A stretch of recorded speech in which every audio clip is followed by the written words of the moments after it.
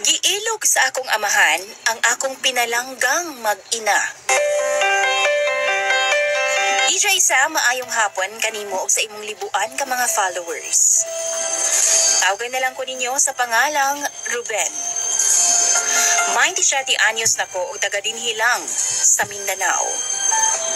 Uma ang manginabuhian sa among pamilya, DJ Sam, kauban nako ang akong mga ginikanan ug ang akong mag-ina. Lima jud mi ka magsuon ni DJ Sam, apan ingon sa walay interes ang akong mga igsuon sa panguma. Ug naa sila nag-star karon sa lain-laing lugar, kauban ang ilang tagsa-tagsa sab ka pamilya. Naminyo ko DJ Sam ni ato pang tuig 2020. Nato sa akong asawa nga tawgon na lang nato sa pangalang Vilma. Si Vilma DJ Sam, anad sab siya sa panguma. Kay taga dinhiraman pud siya sa amoang barangay. Wa dayon migigasahan og anak sa akong misis DJ Sam. Og tuig 2023, dihang nanganak siya og kapintuig na ang among anak karon. Ma DJ Sam, kugihan gihapon kaayo siya. O gani magsige gihapon og adto sa among umahan. Kay lagi sanay man siya sa trabaho sa bukid.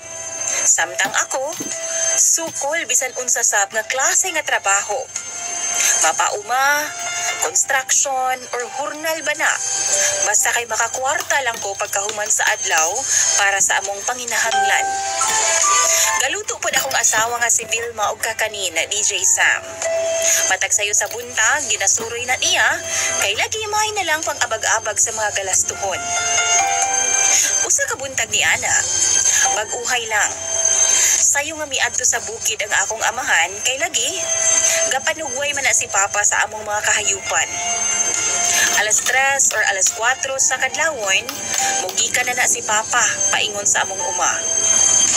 Si Vilma DJ Sam, alas 5 po na siya sa buntag or alas 5:30, basta kay igo magbanag-banag, mulakaw na po na siya para mamaligyan na sa iyahang mga kakanin.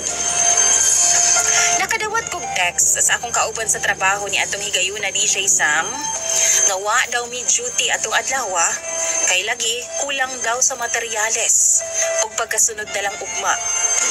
Mautong giingnan nako si Vilma nga ubanan na lang nako siya nga manuroy og kakanin.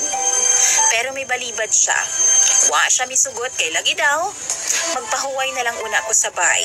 O di ba kaha, mutabang na lang ko sa akong mama nga mag-prepare sa among pamahaw.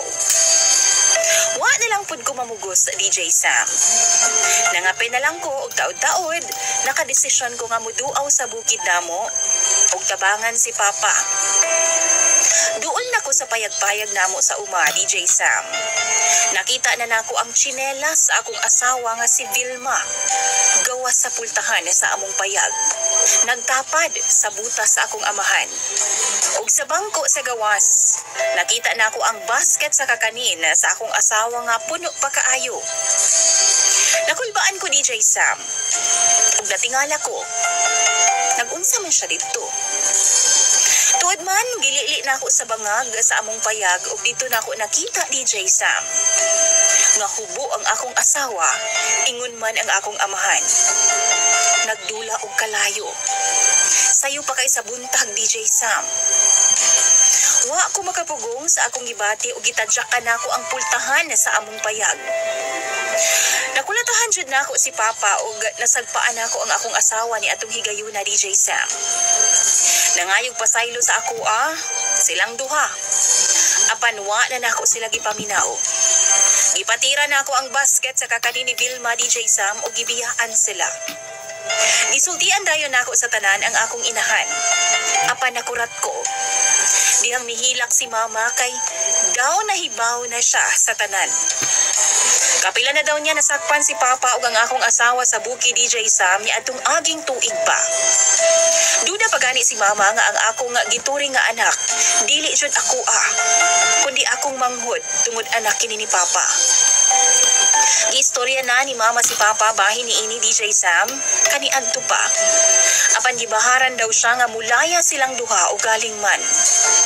Naluoy daw si mama sa ako a DJ Sam o galing man biyaan ko sa akong asawa. Maong mas gipili na lang niya nga maghilom. DJ Sam, sukad na ako nasakpan si Papa og Vilma. Wa na sila mipauli pa dinhi sa among bahay sa baryo. Dito na sila sa bukid ga Star ug ingon sa gipanindigan na jud nila ang ilahang gibuhat nga sala sa amuan ni mama. Lami kayo tabasong buhi DJ Sam, apan wa lang jud ko kay bawman ko og galing man, wa na ko'y kalainan nila. Hinuon, kang papa man tong yuta ang among uma didto. Namana niya sa iyang mga ginikanan DJ Sam. Wa na lang pud nako sila gihilabtan. Apan sa milabayng adlaw, niadto daw si papa sabay o giharas si mama. Waon daw niya ang bata DJ Sam kay ilaha daw tong anak sa akong asawa nga si Vilma. DJ Sam, confirmed, siya jud ang amahan sa akong gituring nga anak. Pero napamahal na pud sa ako ang bata. Og sumala pa ni mama, bisan unsay mahitabo, dili og dili jud namo ihatag sa ilaha si Kyle. Niadtong time, maayo na lang naa ang amo ang barangay pulis DJ Sam og gipalakaw si papa.